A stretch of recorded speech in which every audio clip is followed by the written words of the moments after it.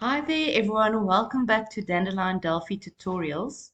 Thought it was a good time to go through the final of 2022, paper 1, and we're doing question 1 today, which is applicable to grade 10, 11 and 12 learners. Maybe not so much grade 10s, maybe you haven't done all of it yet, but definitely our grade 11 and 12 learners can do this paper. The best way to do this paper is by downloading the question paper from education.gov.za and then try bits yourself before you continue to watch the memo. It is always important to take note of where the code needs to be placed. Here you can see at the top it says it's in the button named 1.1 Properties. So if you go to the form, you will see there's the button there they are referring to, and that's the button you should be coding in. This is a fairly easy question. All we have to do is change the color of what? Here at the top it says write code to change the properties of the panel named PNLQ1_1, and you have to change it to yellow. You have to change the font to italics, and then you have to change the caption to I love programming, and this should be your output. Press pause and try this quick. Maybe you found the same as I did.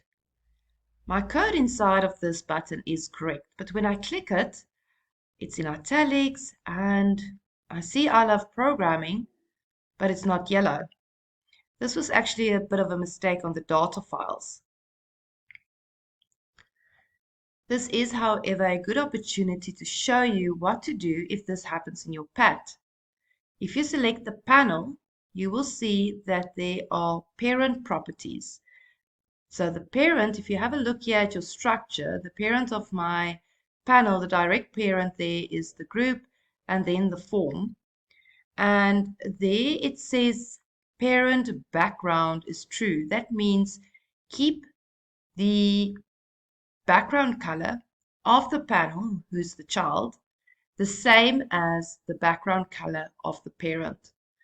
So if you untick this and you run it again, and your code was obviously correct, you should see that your panel changed to yellow. This was not, though, required for you to do in the program to score marks for the final exam of 2022, but that is how you would fix it for the PAT. For this question, we just looked at how you attempted the code. Before we have a look at the memo, I just want to remind you that if you're unsure how to code something, make use of your object inspector. Click on the object that is required to be changed using code and see how you would have done it manually in your object inspector. To change the color of the panel, we would have said PNLQ1. So you always start with the name of the object. Then you go to dot color. And this line here represents the assignment statement. And then you can have a quick look at what is the code to use for yellow. And then I can see there, oh, okay, it's CL yellow. So that is the code to change the color of this panel. Here you can see that PNL 1.1 dot color. Remember to misspell color like the American way. Dot is assigned to CL yellow. When the properties or the values that we have to select have a prefix like CL or FS in front of it, don't put quotes around it. Now we can have a look at how do we change the style of a font. So I'm going to pin my object inspector back and you need to make some adjustments. If you go down to font, so this would be PNL dot font, and there you can see is another arrow with a drop down menu, dot style, because under style I will find FS bold, italics, underline and strikeout.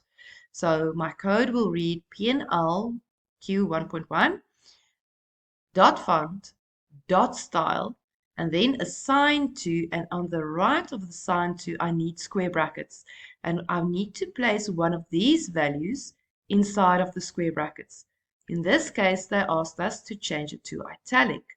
So therefore, my code is pnl.font.style, remember the square brackets, and FS italic. If you're using Delphi 2010, it will not add this part of the code here, but this is required for Delphi 10 and 11. And then the last part of the question just asked us to display I love programming in the panel, and the panel is the same as a label. It has a caption property in which you will display this. In the next button, the employees can select a month during which they want to take leave. However, this company is closed during from June to August, and people can't take leave during those months. You have to store input from the user from a combo box that has been populated that contains the names of the months. The user will select the month. That's all that bit is saying. Your job is now to write code to extract the month. So that extract just means store the input from the combo box. If the company is open, in other words, it is not a month from June to August, you display a message with the name of the month and say that their leave were granted. If they selected a different month, well, a month from June to August, then you have to display that the company is closed. Also take note that you also then have to clear the selection of the month from the combo box. That just really means to reset it. Press pause and try it. I'll quickly show you the example of output just now. Here's an example of output. If April is selected, then leave should be granted. But if June, July, or August is selected, then the company will be closed. To store the month from the combo box, you could use this code, or you could use combobox.txt. But I always recommend using this code, as if the user didn't select anything, the .text is actually the text that is displayed to the user. That's actually the function of .text.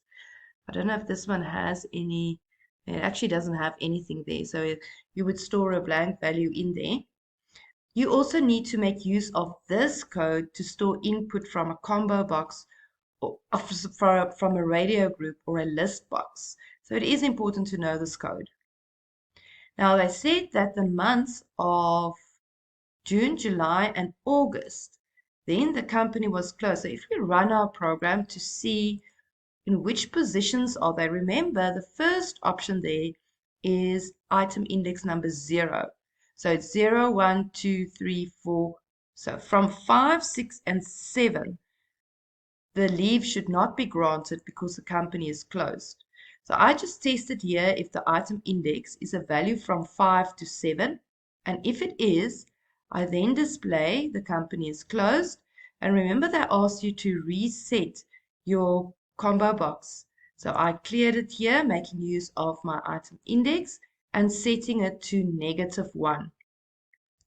If the leave was granted, so for any other month besides those 3, I then display in the label with the variable that I stored the month name in that the leave has been granted.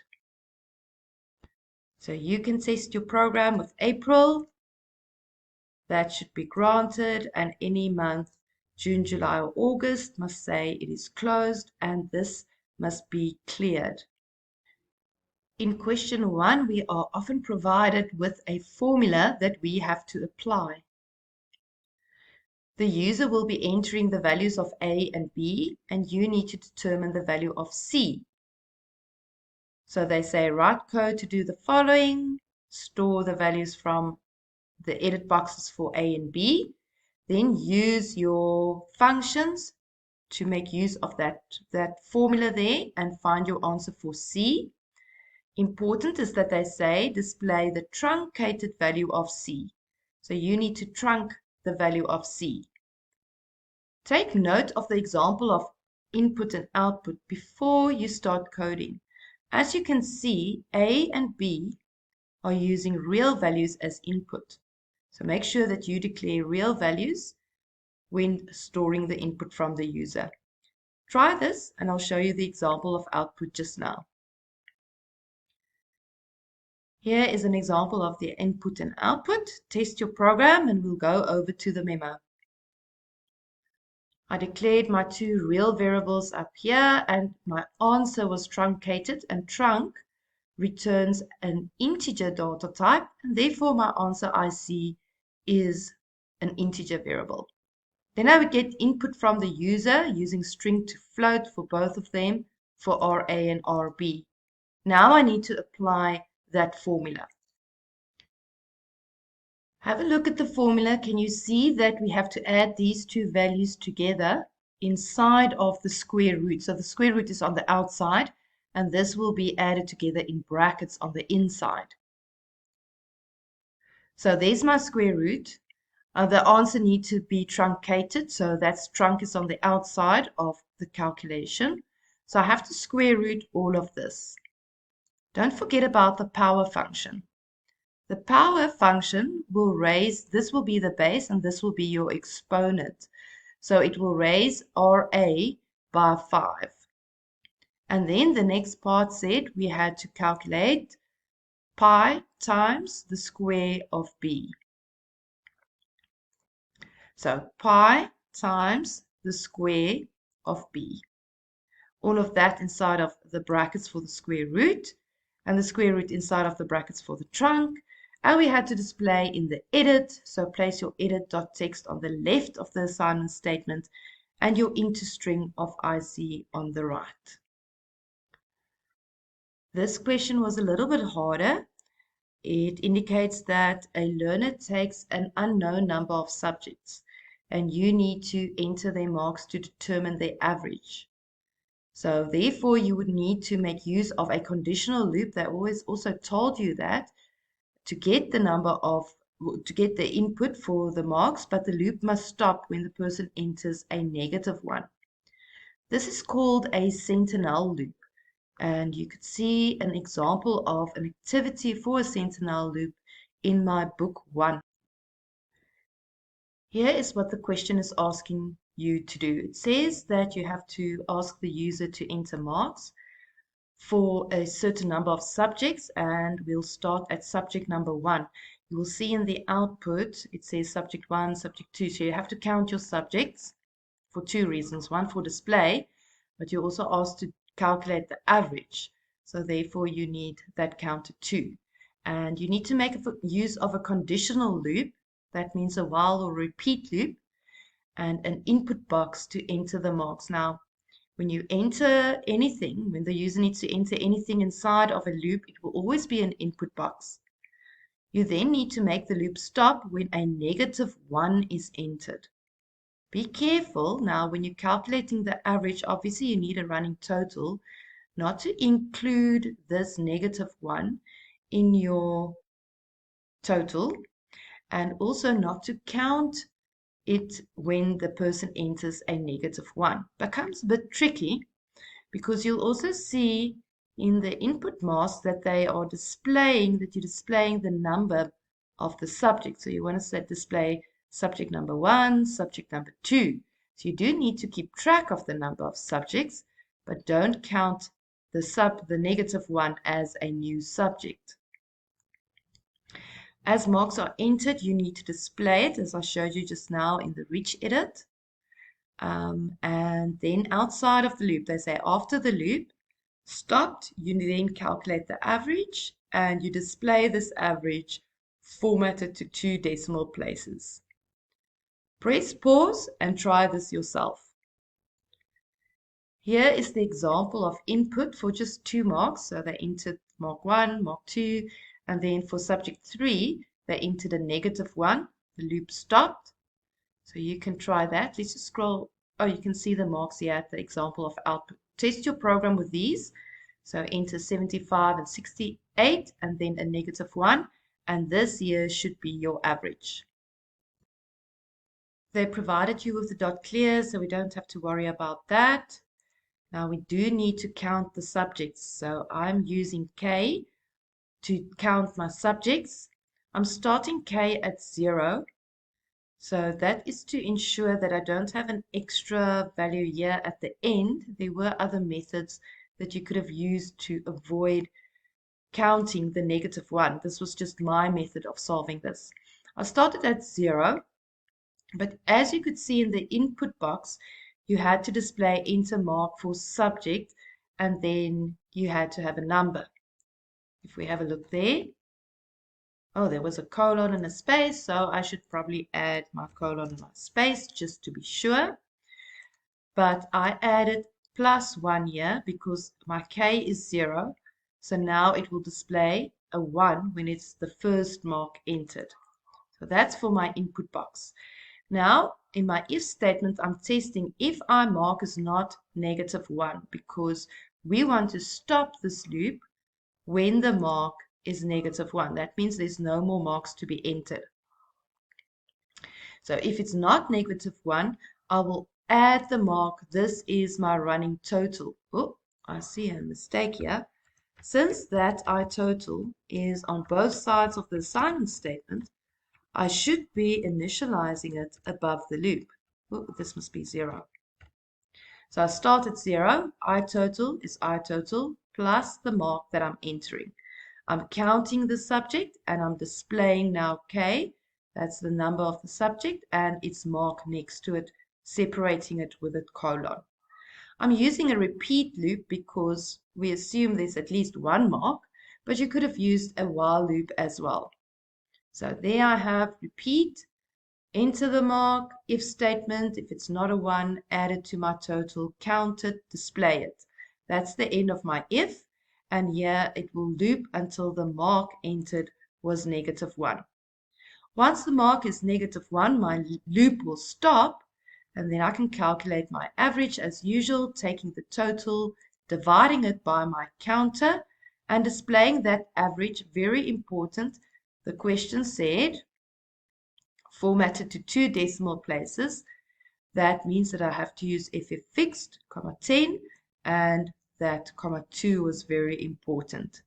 Also, don't be lazy with your labels. It doesn't take time to do that. We won't mark your spelling, but it must look more or less like this.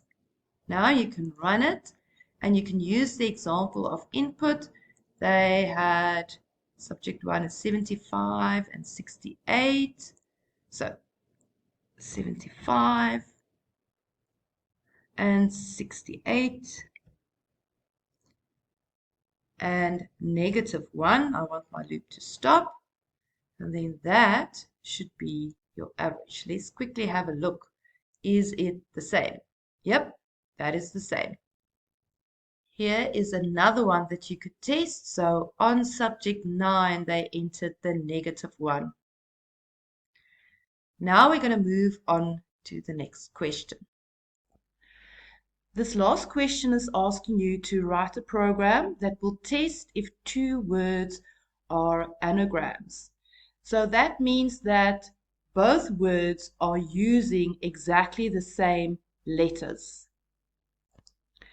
They gave you a few examples here, like cat and act, peach and cheap, dusty and study. So the code was provided to store the 2 words from the edit boxes and convert them to lowercase. So you didn't have to worry about your program being case sensitive. And the instructions were pretty simple. You had to just write code to determine if the 2 words are anagrams or not, and then display a suitable message in a memo. Now, if you haven't used the memo before, it works exactly the same as a rich edit. Press pause and try it yourself before I show you the memo. This top part is the provided code to store the 2 words S-word 1 and 2 as lowercase letters in the variables, so you didn't have to worry about that. Now, first of all, the 2 words would need to be the same length. We cannot have anagrams that are not the same length because they would be using other characters as well. I'm using now the examples trivial and virtual, which are not anagrams, to explain this code for you. So trivial was entered as word 1. What this code is doing is looping through the first word and then deleting from the second word characters that it finds from word 1 in word 2. So this pause here, let's focus on that first. It will look for, let's say K is 1, it will look for the T in virtual. So it would find the T. That's what pause does in this instance. And then it will delete from word 2, so from the word virtual, it will delete from where it found the T in S word 2 for one character. So after it found the T, your code would look like that. Then my loop executes again, and now it looks for the R. It does find in word 2, it does find the R, and it deletes it from word 2. Then it goes to the I, and it deletes the I. Now, it does not find the second I.